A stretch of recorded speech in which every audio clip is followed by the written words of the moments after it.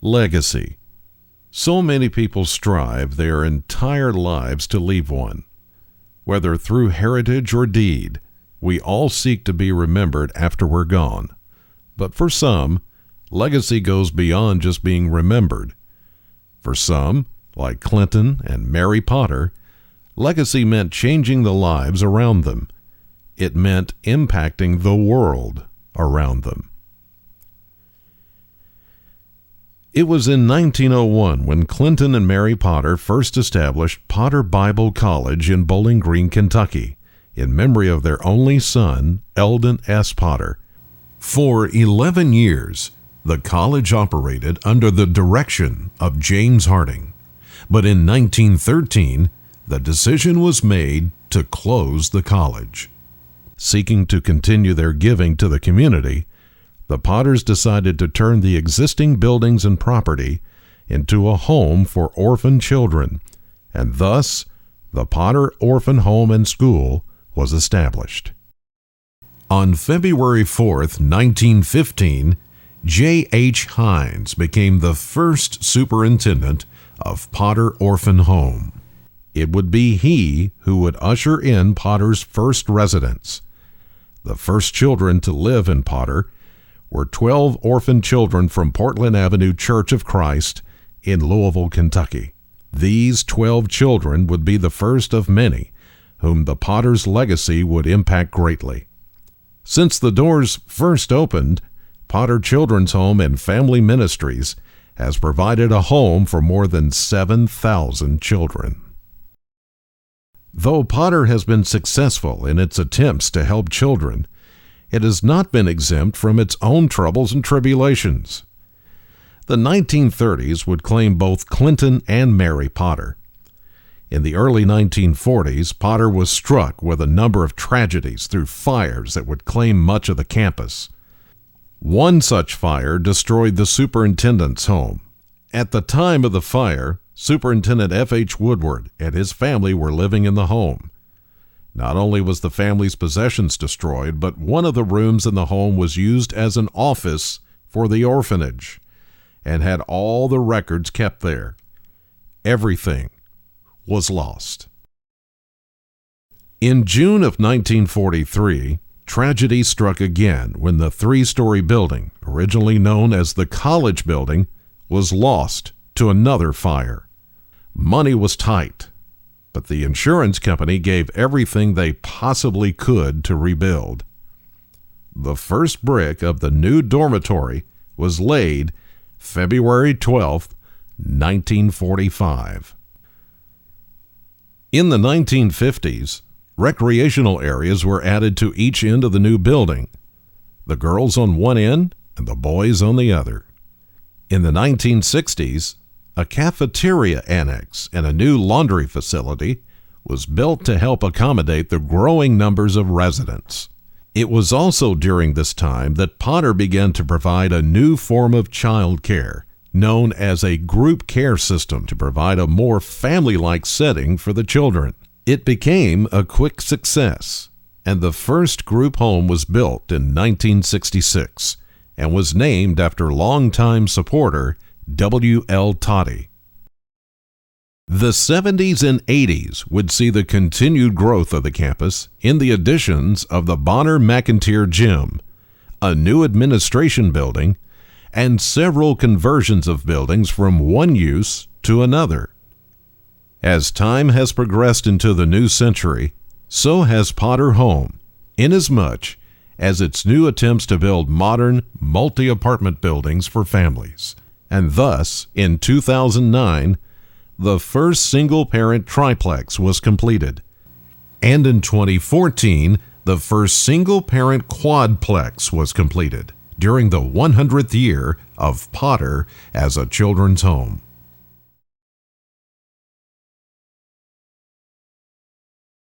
We have provided a home for thousands of children, and in recent years, single parents as well as their own children. Almost every congregation that I get to go visit and speak with about Potter Children's Home, there will be somebody there inevitably who has either been part of the children's home or knows somebody that's part of the children's home. And as we look back on the things that have led to this point, we are really encouraged to know that we have had such great support and such great encouragement from so many people and so many churches. It now offers multiple ministries to those in need. The foster care program is designed to help children who are in need of an out-of-home placement. The kids that come to us in our foster care come from various backgrounds as well, and they've had tough lives. When the kids first get here, the first emotion they experience is fear. They're kind of lost. They don't know what's going on, and we do our best to make them feel welcome and feel loved. And usually within 2 or 3 or 4 weeks, they start sensing that, and they realize that we're here to help them and protect them. And then if they can ever reach that point, we can start trying to build their faith toward what is biblical truth. Each child is provided a counselor to help them work through the significant issues in their life. One of the great things I think about Potter is that we don't just treat a child's history. We don't just treat the past that has happened to them, but we prepare them for the future. Our foster families provide a place of security and regularity. You actually can drive through the campus and see a foster parent sitting on a step with a Bible in their hand and a kiddo sitting beside of them, and they're reading those stories, and you see the joy on those children's faces as that adult Christian person really reads that story and makes it come alive. It touches your heart. You can't keep but just swell up inside with the joy that you know Christ is bringing into people's lives as you see that. Our other ministry supports single-parent families who are often under financial and emotional strain and needing significant assistance. The ministry for single parents is the Single Parent Alliance for Raising Kids, or SPARK. The ministry for the SPARK program is so important because not only are we reaching out to the children, but we're reaching out to the moms too. The moms that come here, a lot of times they've been in abusive situations, or they're at the end of their rope. They don't really know where to turn. A lot of times they can't turn to their family unit. So they come to us and we provide them a safe place. My mom had nowhere to go, so we had nowhere to go. We were living in Murray and had nowhere else to go. And then we found out through the churches of Christ that, hey, there's, Potter Children's Home, and they will help you with this, in the SPARK program. They'll help you get back on your feet, give you an education, and help take care of the kids at the same time. We've had single parents who have been living in cars come to us. We've had single parents who have had nothing. Before Potters, I didn't have a life, but now I have a life of my own. I have a future. I have plans. Well, the SPARK program for me allowed me to be able to go to school, and I am going to school full-time, and I have a job part-time. My kids are able to go to soccer because they help us get them to and from, and I'm able to pay for it because we live here for free because they help us.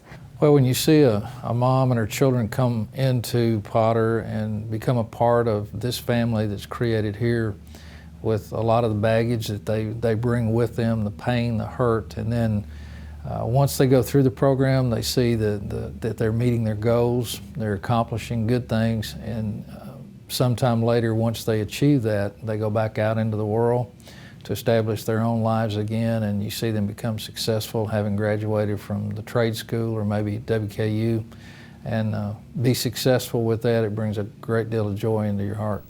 While staying at Potter, single parents are provided with the basic needs of housing, utilities, food, counseling, parental advice, daycare assistance, and daily problem solving. Each parent establishes and reaches for goals in their life with the ultimate goal of being independent. It offers everything that you need to start a new life. For me, the most important was therapy. All of the residents here are provided counseling, they're provided a place to live with utilities and food from the pantry, as well as training in other areas and in areas of education. At some point they have to decide what they want to do the rest of their lives, so we help them and guide them down that path so they can get the education that they need. and become sufficient that they can support their families on their own when they leave here. I wouldn't be in a better spot if it weren't for Potters. Like, I'm in a really great spot right now, spiritually and financially and all of the above. It's really great being here. I want to say that Potters is a great place to be if you want to get on your feet and you want to keep going for your family. Though Potter has seen success in its ministries, its staff and board are still constantly moving and thinking about the future. Potter Children's Home was begun with the mission of serving children, and it has been successful to this point by staying true to that mission. I really believe that that's the key to the next 100 years, is to continue to stay focused on serving children, serving families, using the resources that are available to us, and in everything we do to lean on God to guide our steps, to help us to go into the next 100 years with confidence, knowing that if we are doing His will, that He will help us to succeed. The people who have given from their hearts, our supporters, those folks who see that we're accomplishing something really, really good in the lives of people as they continue to give and support Potter.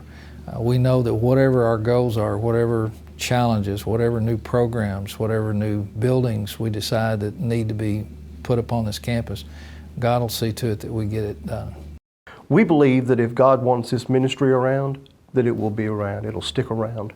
We believe that so long as we follow His word and do everything to glorify God, that this children's home will last as long as He wants it to last. And I pray that it does last 100 years. We've got plans that'll take us through the next 100 years. Plans for the future include the building of more housing for single parents, complete renovation of the dorm building, and conversion of other buildings on campus. However, these changes only happen with the support of so many of God's people and the local community. The key to the success of the home in the first 100 years has been God giving people the desire to help children. And so we need people who believe in us and who will trust us to use their finances and their time faithfully and carefully. The fact that Potter's been here for so long and people are aware of the work that we do, we have a good name in the community. Consistently through the years, Potter's focus has been to minister to children and families the way God desires.